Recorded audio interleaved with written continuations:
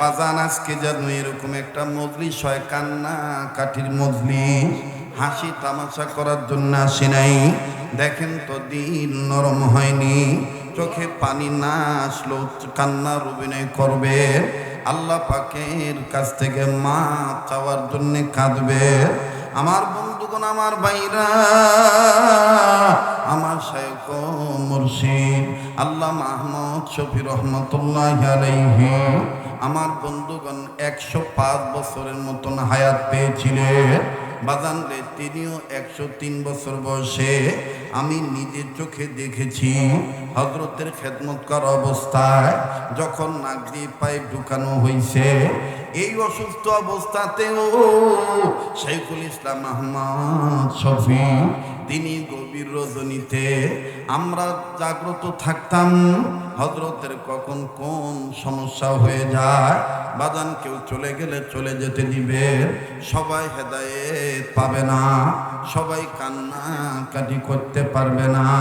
তবে আমার দিল বলে বাবাজি কথাটা প্রকাশ না করে পারলাম না, নাকটার মধ্যে কেমন জানি এই মুহূর্তেই আল্লাহওয়ালা নেককার বান্দাদের গ্রাণ আসতেছে। এখানে আমি আপনি গুনাহগার হইতে পারি, কে জানি আল্লাহর নেককার বান্দা হয়ে গোপন ভাবে বসে আছে। আমার বন্ধুগণ, ওই একজন নেককার মুসিনা আমার আল্লাহ আমারে আপনারে মাফ করে দিতে পারে। জোরে বলেন পারে কি পারে না? আবার বলেন পারে কি পারে না? বারবার বলতেছি, কেউ চলে গেলে চলে যেতে দিবে, কারো যাওয়া দেখে কেউ যাবেন না, নিজের দিকে নিজে চিন্তা করবেন, নিজের নিয়ে নিজে ব্যস্ত থাকবেন। আল্লাহ রাসূল বলেন, মান আরাফা নাফসাহু ফাকাদ আরাফা রাব্বাহু, যে নিজের চিনল সে আমার আল্লাহরে চিনল, যে নিজের চিনে নাই সে আমার আল্লাহরে চিনে নাই। বন্ধু, জীবনের শেষ বয়ান মনে করে বয়ান করছি, যদিও আমার মা আসার সময় আমাকে বলছে, বাবা আজকে একটু তাড়াতাড়ি আসিও, বড় শখ ছিল লাইলাতুল বরাতের রাতে তোমার পাশে বাবা, কিন্তু গত রাত্রে তুমি সারা রাত বাড়িতে আসো নাই। মামি মায়ের ঠাট্টার ছলে বললাম, মা গত রাত্রে মোনাজাতে কার কার জন্য দোয়া করছিস? আমার মা তখন ডাক দিয়ে বলে, যার জন্য করি আর না করি আমি কিন্তু তোর জন্যই বেশি আল্লাহর কাছে কাঁদছি। আবার বাইরা, আমার বন্ধুরে, দুনিয়ায় যাদের মা বেঁচে আছে তাদের মতন বড় ভাগ্যবান আর কেউ নেই। দুনিয়ায় যাদের মা নাই তাদের মতন বড় দুঃখী বড় অভাবী কেউ নাই। বাজান প্লিজ একটু নিজের কাজ একটু ব্যস্ততা বন্ধ রাখে, এখানে কারো খেয়ালের দিকে যেন আঘাত না আসে। কিছুক্ষণের মধ্যে দেখবেন ক্ষয় ফোটার মতন আল্লাহর পাগল বান্দারা কান্নাকাটি ভুল পয়দা হয়ে যাবে। বাবা কান্না না আসলো কান্নার ভান ধরবে, কান্নার অভিনয় করলো আমার মাওলা আপনাকে মাফ করিয়ে দিবে। আমার বাইরে কেন আপনার চোখের পানি পড়বে না? এই চোখের পানি বড় নিয়ামত। চোখের পানি যাদের মাওলার মহব্বতে পড়িয়া যায় তারাই তো আল্লাহর পাগল বান্দা।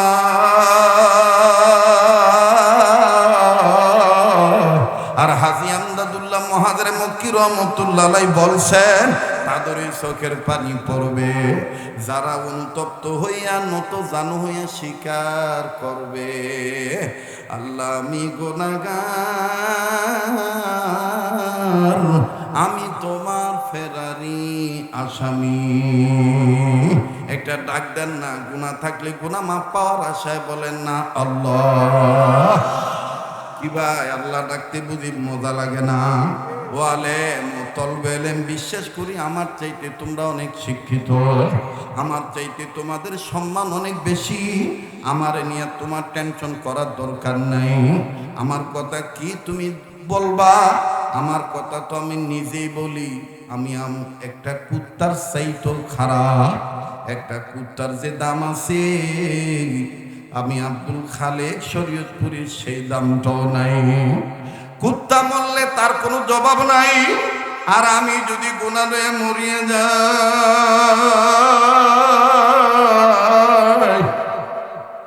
আমার জবাবের শেষ নাই। বাজান একটু সময়ের জন্য চক্ষুটা বন্ধ করা চাই। আপন আপন কবরকে সামনে নিয়ে আসে, বাইরে কেউ কারো দিকে তাকায় না। দিল বলে আজকের কান্নাকাটির মজলিসে তো আল্লাহ ফিরে দিবে না। যারা বলেন চাদর আমার, আল্লাহ বলে বান্দা তুই যখন বলো ইসলাম তোমার, আমি মাওলা তখন বলি বান্দা তুমি আমার। মায়ার লাগে একটা ডাক দেন না, বলেন না আল্লাহ, আবার বলেন না আল্লাহ, আর একবার বলেন না আল্লাহ। যার আল্লাহ বলতে মজা লাগবে বুঝিয়ে নিবেন, আমার মাওলা আপনারে মাফ করিয়ে দিবে, আমার আল্লাহ আপনারে কবুল করিয়ে নিছে। এ বন্ধু, আবার যারা বলেন হুজুর আমার দিবার লাগে না, আমার দিখানতে মনে চায় না, তাইলে কি আমি চলে যাব? না না না না। বাজারে যদি তরকারির বাজারে যদি ভালো 10টা বাগুনের সাথে একটা পোকা বাগুন একই মাপে একই দামে যদি চলিয়ে যাইতে পারে, এখানে আমি তুমি যারা পোকাওয়ালা গোনাওয়ালা, এখানে যারা আল্লাহর নেককার বান্দা আছে, আল্লাহ তাদের উসিলায় আমাদেরকে একইভাবে মাফ করিয়া দিতে পারে। মায়া লাগে একটা ডাক দেন না, বলেন না আল্লাহ, বলেন না আল্লাহ, আমি তোমার পলাতক আসামি। একটু চিন্তা করে দেখেন তো, গুনাহ আসেনি?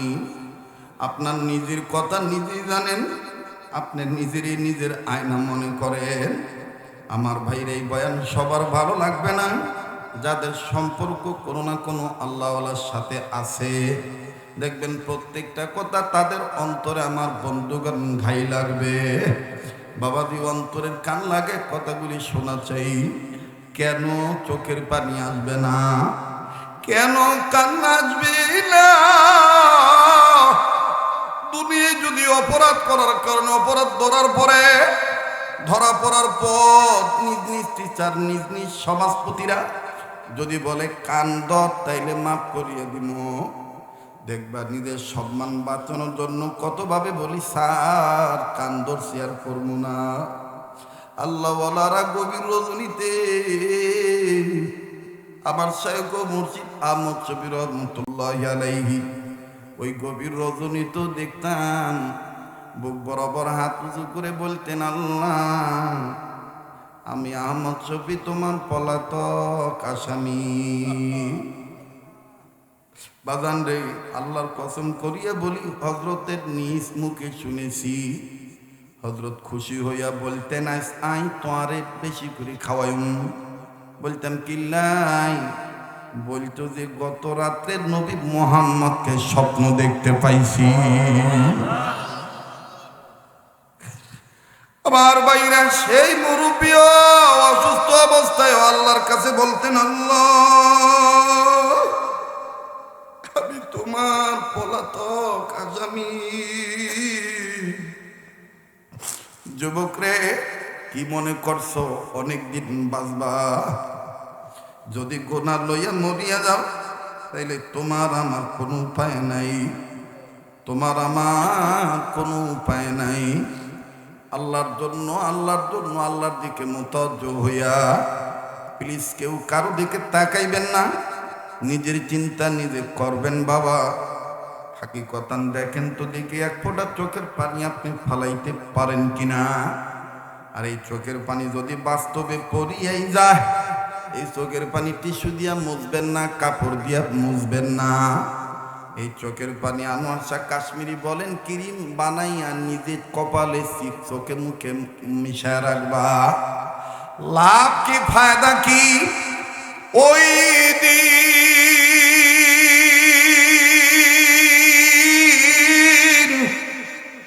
লাভ হয়ে যাবে যেই দিন মা তার সন্তানকে চিনবে না, যেই দিন বাবা তার ছেলে মেয়েকে চিনবে না। এমনকি মুহাম্মদ নবী বাদে কোন নবী তার উম্মতদেরকেও চিনবে না। সবাই বলবে ইয়া নাফসি ইয়া নাফসি। ওই দিন একমাত্র একজন পাগল উম্মতের দরদি নবী সেজদায় পড়ে থাকবেন, মাথা উঁচু করে কাঁদবেন আর বলবেন আল্লাহ। একবার এদিকে ছুটবেন, একবার ওদিক ছুটবেন। আল্লাহ বলবেন হাবিব আপনি এত পেরেশান হয়েছেন কেন? নবী তখন মাথা উঁচু করে বলবে আমি তালাশ করি আমার কান্দুইনা উম্মতরা কই, যারা দুনিয়ায় আপনার ভয়ে কান্ত, যারা আমি নবীর মহাব্বতে চোখের পানি ছেড়ে কান্নাকাটি করত, তাদের চেহারা দেখলেই আমি বুঝবো এটা আমার কান্দাইনা উম্মত, এটা আমার কান্দুইনা উম্মত। আনোয়ার শাহ কাশ্মীর বলেন চোখের পানি ওই দিন মুনি মুক্তার মতন চিকচিক করতে থাকবে। আল্লাহ পাক কান্দুইনা উম্মতের চেহারা দেখে বলবে তুই আমার উম্মত। নবী বলবেন তুই আমার উম্মত, তোর চেহারায় চোখের পানির দাগ লেগে আছে। এ যুবক, জীবনে যদি তোমার গুনাহ থেকে থাকে, গুনাহ মাপ আজকে নিয়ে বাড়িতে যাইতে হবে। আমার বন্ধুগণ, কান্না না আসলো কান্নার ভান ধরবা। মায়া লাগে একটা ডাক দেন না, বলেন না আল্লাহ। এতগুলো মানুষের ডাকের মধ্যে কেন প্রেমের আওয়াজ নাই? মায়া লাগে আবার বলেন না আল্লাহ। আমি তোমার পলাতক আসামি, আমি তোমার গুনাহগার বান্দা। আয় আল্লাহ, এই হাত দিয়ে, মুখ দিয়ে, চোখ দিয়ে, এই মন দিয়ে, এই কপাল দিয়ে, এই অঙ্গ প্রত্যঙ্গ দিয়ে কত গুনাহ করছি। আল্লাহ গো, আমি তোমার পলাতক আসামি। আল্লাহ তুমি কইছো তোমার ইবাদত করার জন্য, কিন্তু তোমার ইবাদত করছি ঠিকই, কিন্তু মায়ের চিনি নাই, বাপের চিনি নাই, মায়ের সাথে বেয়াদবি করছি। আল্লাহ মাপ না চাইতে মা মইরা গেছে গা, বাপের কষ্ট দিছি। বাবার কাছে মাপ চাওয়ার আগে বাবা হারায় ফলাইছি। ভাইরে, আপন আপন পিতা মাতার রুহের মাগফিরাত কামনা করিয়া নিজের চিন্তা নিজে করা চাই। বাবা আমি জানি সবাই কান্তি পার ছাড়া শান্তি নাই, সব কিছু দেওয়ার মালিক বলেন না কে? তাহলে ওই আল্লাহর ইবাদত করা দরকার আছে না নাই? মায়া লাগায় বলেন না আল্লাহ। ভাইরা আমার, বন্ধুরি,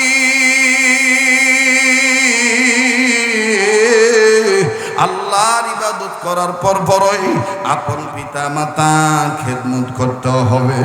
মুসলমান ভাইরা আমার, বন্ধুগণ, একটু গভীর মনোযোগে হয়ে কথাগুলি শোনা চাই। নবীজির একজন প্রিয় সাহাবী হযরত আনাস বলে, আল্লাহ রাসূল বলছেন নবীর চাইতো ছেলে মেয়ের জন্য তাদের মাতা পিতার দোয়ার বরকত বেশি। নবীর চাইতেও, অলির চাইতেও সন্তানদের ক্ষেত্রে মা বাবার দোয়ার বরকত বেশি। একটু আওয়াজ দিয়ে বলেন না সুবহানাল্লাহ। এ যাদের অন্তরে মায়ের ভালোবাসা আছে, বাবার ভালোবাসা আছে, তারাই তো আওয়াজ দিয়ে আল্লাহর তাসবিহ পাঠ করবেন, বলেন না সুবহানাল্লাহ। মায়ের দোয়ার বরকত নবীর চাইতে বেশি।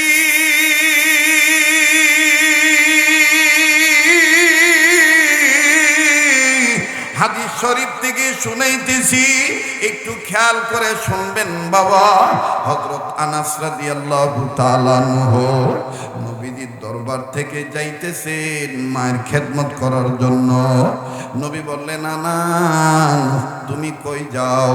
আনাস বলে ইয়া রাসূলুল্লাহ, ইয়া হাবিবাল্লাহ, আমি যেখানে যাইতেছি আপনারা বলছেন মায়ের খেদমত করতে গেলে আমি নবীর অনুমতি লাগবে না।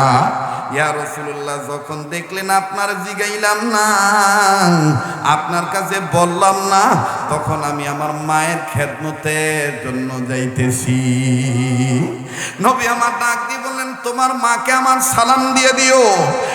যুবক খুব খেয়াল করো, আমি বারবার বলতেছি কেউ চলে গেলে কারো যাওয়া দেখে যাব না। আজকে আমি আমার লাভের জন্য আসছি, কথা বলেন ঠিক কিনা? আমি আমার মাবুদের কাছ থেকে মাপ পাওয়ার জন্য আসছি। বক্তা কেমন ভালো ওয়াজ করে, বক্তার সুনাম কেমন, এগুলো নয়। কেননা আপনার কবরে আপনি যাবেন, আমার কবরে আমি যাব, কথা কোন ঠিক কিনা? মায়া লাগায়া সামন পিছন ডাইন বান সবাই মিলে একটা ডাক দেন না, আবার বলেন না আল্লাহ, দেন না দেন না দেন না, ডাক দেন না দেন না দেন না। বাজান রে, কবুল করার মালিককে। আমার নবী বললেন, তোমার মায়েরে তুমি আমার সালাম জানায় দিও। বাজান রে, ওই দিন নবী দিয়া তো ক্ষুধার্ত, আল্লাহর নবী পেটে হাত দিয়ে রাখছে। আনাস বলে, নবী গো, ডাক আমি আপনি আমারে দিছে, কিন্তু আমি যাওয়ার সময় নজর করে দেখছিলাম আপনি মাথা নিচু করে পেটে যেন কি বানতেছে। নবী কথা শোনার পরে আরো লুকায় রাখেন। আনাস বলে, ইয়া রাসূলুল্লাহ, মাফ করে দিবেন, আপনি হাতের নিচে কি বানতেছেন পেটে? নবী কান্দার ডাক দিয়ে কানা, 4 দিন যাবত আমি মুহাম্মদের বাড়ির চুলায় আগুন ধরে না, ক্ষুধার যন্ত্রণা, আমার পেট অনেক যন্ত্রণা করতেছে, এই পেটের যন্ত্রণা নিবারণের জন্য পেটে আমি পাথর বানতেছি। আনাস বলে, নবী গো, আপনি যদি অনুমতি দিতেন তাইলে আমি ওই পাথর বান্দার সুন্নত আদায় করতাম। নবী বললেন, আনাস, সেটা তোমার ইচ্ছা, আমি তোমাকে বলবো না। সাহাবী আনাস জলদি করে পেটে পাথর বানলে। আমার বন্ধুগণ, আনাস চলে গেলেন। খুব খেয়াল করে কথাগুলি শোনা চাই। হযরত আনাস যখন যান, মা নজর করে দেখতেছে বাপটার সন্তানটার কেমন জানি মুখ শুকনা, আর বারবার পেটে হাতায়। বলেন তো দেখি, সন্তানদের দুঃখের দিনে, সন্তানদের বিপদের খবর আল্লাহর পরে মা জানে কি জানে না? এ যারা মাকে ভালোবাসেন আওয়াজ দিয়া বলেন, জানে কি জানে না? বনে থাকে বন বাদুরি, বাচ্চা চলে তার বুকে, তবুও মায়ে বাচ্চা বলে না, পড়লে হাজার দুঃখে। বিদেশেতে যদি কারো সন্তান মারা যায়, পশু পক্ষী না জানিতে জানে তাহার মা। কি বলবো, আমার কথাই বলি, আমার বন্ধুগণ, আমার পরিবারের কথাই বলি। আমার ছেলেটাকে ইন্টারন্যাশনাল, আমার বন্ধুগণ, অত্যাধুনিক একটা প্রতিষ্ঠানে দেওয়া হয়েছে। কালকে লাইলাতুল বরাত গেছে, ছুটি নাই। আমার ওয়াইফ যদিও রোজা ছিল, কিন্তু বাদান আজকে শুধু পানি দিয়ে ইফতারি করলো। আমি তাকায় বলি, কি ব্যাপার, এত কিছু এনে দিছি, কেন তুমি ইফতারি করো না? বলে, তুমি তো বাপ, আমার এই 9 বছর 9.5 বছরের ছেলেটা, তোমার মা যেমন তোমার জন্য সুন্দর মিষ্টি দিয়ে হালুয়া বানাইছে, বুটের হালুয়া, তুমি খাইতেছ। আমি গত পরশুদিন মায়েরে কইছিলাম, মা, তোর হাতের বুটের হালুয়াটা আমার খুব ভাল লাগে, যদিও এটা কোরআন হাদিস কেন্দ্রিক কোনো রুসুম নয়। মায়ের হাতের পাকের অনেক জিনিস ভাল লাগে। যখন আমার মা আমার জন্য পাক করছে, মা যখন আমার সামনে এগুলো দিছে, আমার ওই মুখে কাপড় দিয়া চোখের পানি ছেড়ে অন্যদিকে তাকায় তাকায় কান্দে। আমি বলি, তুমি কান্দো কেন? বলে, তোমার মা যেমন তোমারে খাওয়া, আমারও তো মন চায় আমার কলিজার টুকটারে আমি এই লাইলাতুল বরাত উপলক্ষে তার একটু কাছে পেয়ে যদি আদর করতাম, কিন্তু পারি না। তুমি খুব কঠিন। মাদ্রাসায় তুমি একটু বললে একটু ছুটি দিয়ে দিত, আমার পোলাটাই তো ড্রাইভারকে পাঠাই দিতাম, পোলাটা নিয়ে আসতো। আমি তখন ডাক দিয়ে বললাম, তুমি যেমন আজকে তোমার ছেলের জন্য কান্দ, আমার মাও আমারে দেশ দেশান্তরে বিভিন্ন মাদ্রাসায় দিয়ে কান্দতো। আমার ভাইরে, দুনিয়ায় যাদের মা নাই, তাদের মতন বড় দুঃখী আর কেউ নেই। আমি জানি না এই ময়দানে কার মা নাই। ও মায়ের পাগলেরা, দিলটা কি নরম হইতে চায় না? কি এমন গুনাহ করছো যার কারণে চোখ থেকে পানি আসে না? কাঁদলেই তো আমার মাওলা মাফ করিয়া দিবে, কাঁদলেই তো গুনাহ মাফ হয়ে যাবে। মাবুদের মহাব্বতে পিতা মাতার জন্য একটু কান্না চাই। মায়া লাগায় বলেন না, আল্লাহ আমার মায়ের তুমি মাফ করে দাও, আল্লাহ তুমি আমার বাপরে মাফ করে দাও। আর মা বাপ জানি কবর থেকে কান্দার ডাক দিয়ে বলে, পোলারে মাইয়া রে, লাইলাতুল বরাত উপলক্ষে, রমজান উপলক্ষে, মাহফিল উপলক্ষে কত আনন্দ করতেছ, কিন্তু আমরা যে কবরে শুয়ে রয়েছি আমাকে একটু খবর নিলি না।